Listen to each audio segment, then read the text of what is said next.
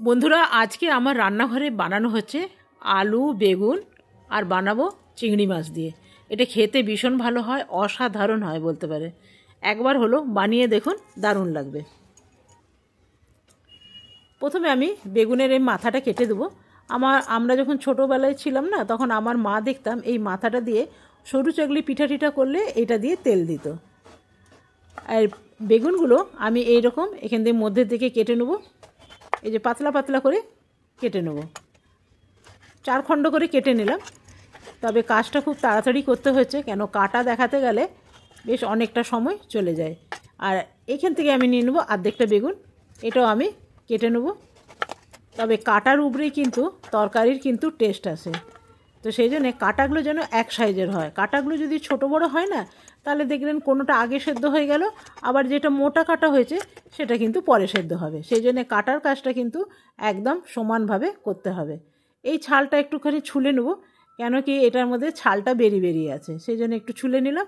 আর বাকিগুলো ছাল শুদ্ধই দিলাম। ছাল শুদ্ধ দিয়ে দেখবেন টেস্ট কিন্তু অন্যরকম হয়। তো এটা আমার কাটা হয়ে গেল। আর ফ্রিজে ছিল অর্ধেকটা লাউটা ভাবলাম নষ্ট হবে, সেই জন্য এটাও বানিয়ে দেবো। তো কিছুটা চিংড়ি মাছ দেবো বেগুনের মধ্যে, আর কিছুটা চিংড়ি মাছ দেবো লাউয়ের মধ্যে। তবে জানেন, আর একটু যদি চিংড়ি মাছ থাকতো তাহলে ভালো হতো, তবে খুব অল্প পরিমাণেই চিংড়ি মাছ আছে, তো সেই জন্য কী করবো, দুটো রান্নাই করে নেবো অল্প অল্প দিয়ে। তবে চিংড়ি মাছের গন্ধ দুটোতেই থাকলে দুটোই খেতে ভালো লাগবে। তো লাউটাও আমার কাটা হয়ে গেল। লাউয়ের সাথে দিয়ে দেবো একখানা আলু। আলুটার মধ্যে 4 টুকরো আমি করে নিলাম, এর চেয়ে বেশি আমি আলু দেব না।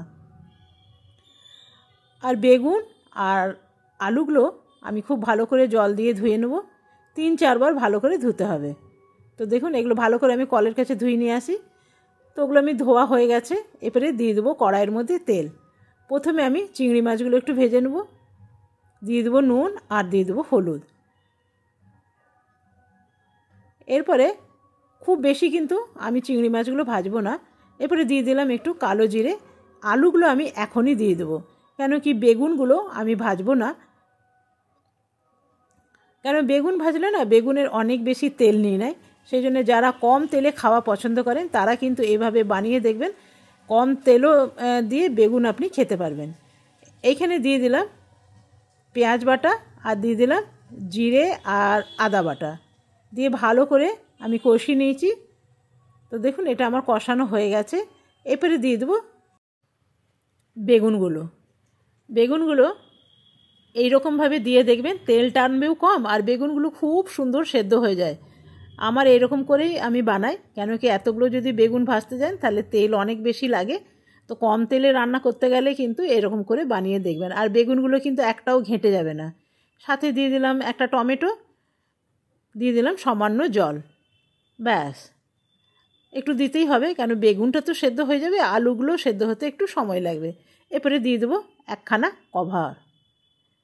কিছুক্ষণ পর ফিরে এলাম, তো দেখা যাক। দেখলাম জল অনেকটা আছে, তো আমি এতটা জল রাখবো না। আর দেখছেন বেগুনগুলো প্রত্যেকটাই গোটা গোটা আছে, আর বেগুনগুলো খুব সুন্দর সেদ্ধ হয়ে গেছে, আলুগুলোও সেদ্ধ হয়ে গেছে। তো জলটা আমি কমিয়ে নিয়েছি, একদম শুকিয়ে দিয়েছি। এমনি শুকনো শুকনো ভাতের সাথে খেতে ভালো লাগবে। আর প্রত্যেকটাই বেগুন দেখুন গোটা গোটা আছে। আর এই যে দেখুন চিংড়ি মাছগুলো, চলুন এটা এরপরে নামিয়ে নেব। উপর থেকে দিয়ে দেবো একটু ধনেপাতা। আমার তৈরি হয়ে গেল আজকে আলু বেগুন আর চিংড়ি মাছ দিয়ে তরকারি।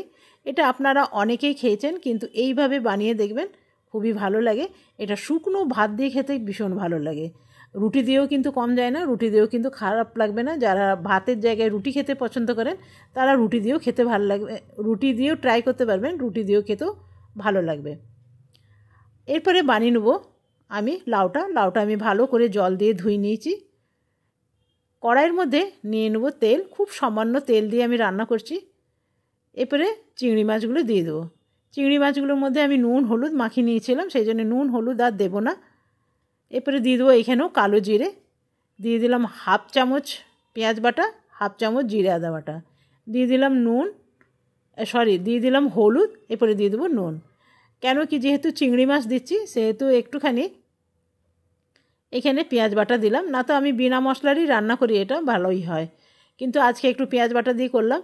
তা আগে আমি মশলাটা কষিয়ে নিলাম, কেন কি লাউ দেওয়ার পর যদি মশলা কষানো হয় না, তাহলে কিন্তু লাউ থেকে জল ছাড়তে শুরু করে, তখন আর মশলাটা ভালো করে কষানো যায় না।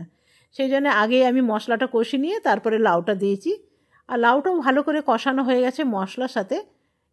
এরপরে দিয়ে দিলাম জল, দিয়ে দেবো একটুখানি ধনেপাতা। ধনেপাতা এখন দিলে ধনেপাতার একটা গন্ধ ভীষণ ভালো আসে, আর এই ধনেপাতাগুলো না আমার বাড়ির, সেই জন্য গন্ধটাও ভীষণ ভালো। তো আলু আর লাউ দুটোই কিন্তু একদম সেদ্ধ হয়ে গেছে। এটা লাউ ছিল আর এটা হলো আলু, আলুটাও সেদ্ধ হয়ে গেছে। তো চলুন আমি তরকারিটা এরপরে নামিয়ে নেবো। আর একটু আমি ধনেপাতা দিয়ে দেবো, আর একটু দিয়ে দিলাম ধনেপাতা, ব্যাস।